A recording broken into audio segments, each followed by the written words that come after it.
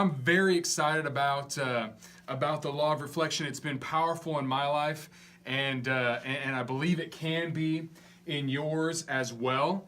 And I've got a quote. This quote really stopped me in my tracks today. I could say it arrested me today. It says this. This was from Peter Drucker. He says, "Follow effective action with quiet reflection.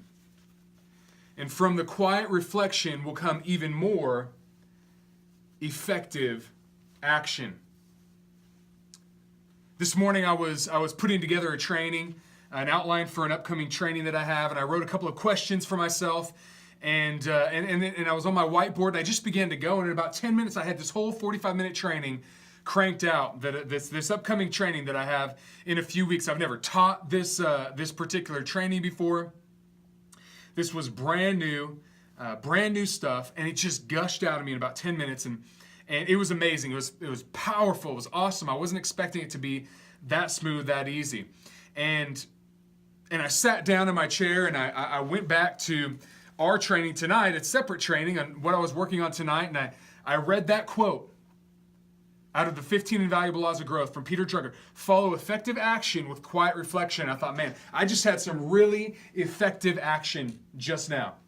I just had some really effective output, work that just came out. I think I'm going to practice this. I'm going to reflect right now on what just happened. I had my whiteboard there. I had all my notes of what I had just done, and I sat there and I just stared at my notes quietly in my office, and a few moments went by, and I just began to write down my thoughts. And in another 5 minutes, I had reflected, and I had broken down how I went through the process of creating that new training in just 10 minutes. I wrote down the process, and it's a repeatable process, and there were a few questions I asked myself, and then there were some steps I took without even knowing it, and I put this whole training together. And so I wrote down and I reflected on how I did that. And I got to tell you, the gold, the amazing part about this morning was not that I wrote a training in 10 minutes. That was cool. But that I reflected on that time, and from that quiet reflection came even more effective action.